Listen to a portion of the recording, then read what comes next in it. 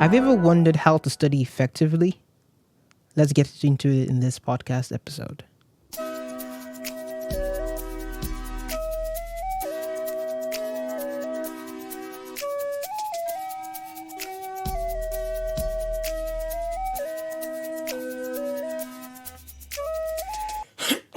Cool. Welcome back, and this is Toyo Erasenar, the host of a Double AK podcast. And today we're going to be talking about how to study effectively.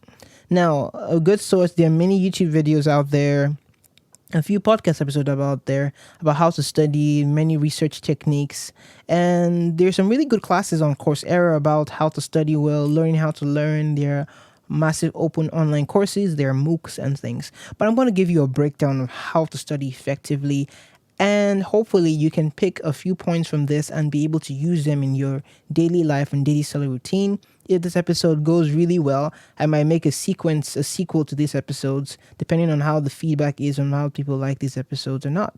So let's get into it right away. So the first thing is to get interested in the topic you are studying. And I know that sounds hard, but if you're in school, if you're doing a master's, you're doing a college degree, if you're doing the master's, then you already have an idea of how to at least bulldoze your way through school. But if you're doing a college degree or if you're still in high school, how do you study a subject that you do not like? Well, it's easy. You don't study, right? That's the way we do things, right? But what if I tell you that there's a way you can make yourself like a topic? It's consistency. You have to do it every single day. You have to find a way to apply it. Like biology, I didn't just stop by taking my neurobiology courses in university, but I applied these things to my regular life and found a way that I could apply the concepts that are very abstract into my regular life. Let me go back to chemistry, for example. Chemistry was a subject that I really didn't like because it was so abstract to me. And my dad taught me that I should read every single day. Read every single day. And then I started understanding these concepts like atoms and molecules. They became my friends. And I started building them into abstract characters in my mind that could actually make me understand them better. So turn anything that is abstract into something that's more realistic in your mind. Make it your mind abstract and something that you can really relate to. Like if I'm reading a book on physics, or let's stick with chemistry. If we're reading a book on molecular bonding, like covalent bonds, I think about it like people are joining hands together. That they coordinate themselves. They are covalent. They are in sync. They are in cohesion on the same plane. Yes, we can talk about coordinate, covalent, and other things, but let's stop right there. Another point you can have to studying effectively is that you separate yourself into a very quiet environment. This is a good idea because when you're in a noisy environment, you can't really study it effectively. The only time I found myself able to study effectively in a noisy environment when I'm studying things like mathematics, when I'm not actually studying, I'm actually practicing. So quiet environment for studying and more rowdy environment for actually practicing. That can help you stimulate your brain a bit more. That's why you guys go to Starbucks a lot. I know you love Starbucks, or you go to other coffee shops, or you go around to the library where there are more people to make noise. Maybe that can help you. And before we go into the next point, let's go back and have a short interlude here because we're talking about the podcast. So please rate this podcast on iTunes. I've said this over and over again, but have you actually done it? Do you even know how to rate this podcast on iTunes? Okay, so please rate it, and the most important thing for me is please share your feedback with it to me. ITSEOBA, that's my Instagram account. Just let me know, hey, I listened to your podcast episode and this is what I think about it. Again, that's ITSEOBA on Instagram, and that just really encourages me and teaches me how to make better content and how to get you more involved in this platform. Okay, let's keep on going. Now, a third thing you can do to get yourself more involved is by watching videos. Like YouTube videos are really helpful. For example, if you're trying to read a book on structural machines learning and languages, what I find is that I just really can't conceptualize the material because it's too abstract in books. I just go watch a YouTube video basically, and I watch like one or two YouTube videos, and when I get a hang of the topic, I then go back to the book and I skim through it. My dad taught me a really, really interesting technique of studying that I'm going to tell you at the very end of this episode. It's called the passing technique, the passes. So this is like something that's like an eraser tradition has been passed down from my dad to me and from his dad, eventually. I think from his dad, I think. But you're going to stick around to the end to find out this special technique of studying. Another thing you can do if you're not studying for school or for classes, you're just trying to read and study material. A good way to study is to pick materials that you're actually interested in. Like for a time, I tried to study books that I wasn't really interested in at all, and I hit a roadblock because I didn't really read that many books. Last year, I finished at least 24 books. I think I was about 36 books last year that I finished, and the key here is to pick materials that you're interested in. Like I read the book of Kevin Hart. Laughing at My Pain. What's it called? Yeah, I think that's the name of the book. Check it out. Kevin Hart's book, his own biography. It's a really funny book.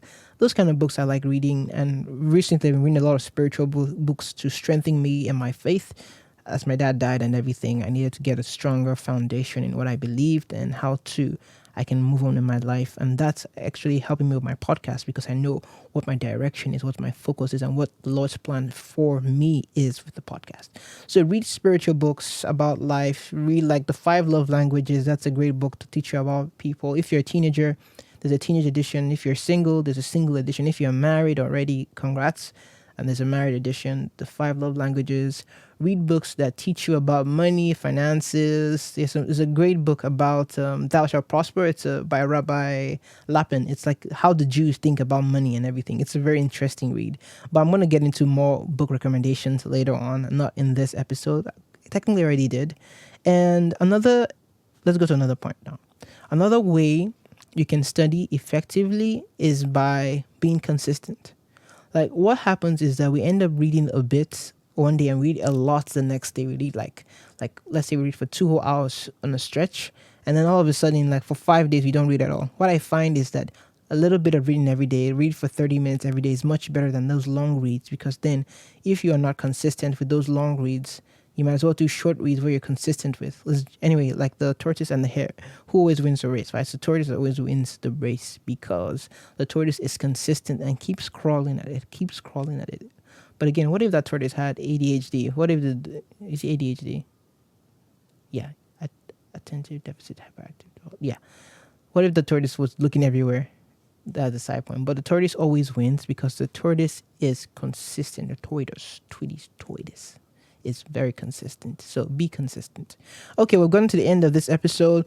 If you like this kind of content, let me know. But now, the thing I promised you to the very end is the erase scenario technique, the passing technique. So how to study a textbook effectively. Now, studying a textbook effectively comes in phases. So the first thing you want to do when you get the textbook, you smell it. That's just for me. You just like you feel the textbook, how it actually feels. But that's not part of the technique. That's just me being funny. And that's what I actually do. I just like the smell of new books. Anyway, so you have a first pass. The first pass of a textbook is when you're going through every single page of the book. You're just flipping the pages every second or 2 seconds, look at the pages, just look at what's there. You're not caring about the material at all. That's not your concern. Just look at the pictures, look at some headings. Don't need to read, just look one page at a time. Patiently flip through the pages until you get to the end of the book or the end of the textbook. This works more with textbooks. You don't really want to do this for novels because there are no pictures in it. And ideally, you should have a book that has pictures or very big headings that can help you read this pass. So the first pass is just to get yourself acquainted with the material. The second pass, what you do is that you read the headings, the big bold headings. You do this all over again from the beginning to the end. It doesn't have to be on the same day. Do it like that. The third pass, you look at the subheadings, look at the captions for different pictures and different photographs in the books. Just read the captions, look at the diagrams, see what they're talking about. Then by the fourth pass, when you're coming back, you can then read the material. Like you don't have to read every single word, but you can go in chapter by chapter, read about like the brain, whatever kind of book you're reading, read in depth from each chapter. And if you get tired of a section, you can skip to the next section, read again and again. But you don't have to pay too much attention here. You're just going to do this like you're reading a novel, basically. Just browse through the material so your brain knows it. Then the fifth pass is when you come back and you actually study the material. This is when you put in your hardcore effort into understanding the details of the thing, one word at a time, line at a time. And hopefully by this time, when you get to this fifth pass, you've also had interactions with like a teacher, online courses, or in person. And by that time, you already get a better understanding of the course so that when you do this fifth pass, you are just solidifying what you already know. So the whole point about this is like layering. Like if you're trying to do paint or you're like trying to apply fiberglass or something on the surface, what you do is that you apply layer by layer. You don't just dump all the paint on the wall, right? if you could turn the wall to the ground, rotate the axis, you won't just dump all the paint on the wall, right? No, you apply it one layer at a time, because once a layer is on, it has to dry. And once it dries, it solidifies. And once it's drying, it's solidifying. And once it's applied, it solidifies and forms a coat on the wall. And then you can add the next layer and the next layer and the next layer sequentially. And that's how studying goes, and that's how you study more effectively. Okay, that's it for now. That's the end of this episode about studying effectively. Hope this helped you with book studying, leisure studying. I think we should have an episode for leisure studying very soon. And thank you again for tuning to the another episode of the Average African Kid podcast. Wow, I talk really fast trying to get the content in as little minutes as possible. Am I talking too fast? Let me know. Again, ITSEOBA at Instagram at ITSEOBA. Have a wonderful day and see you next time.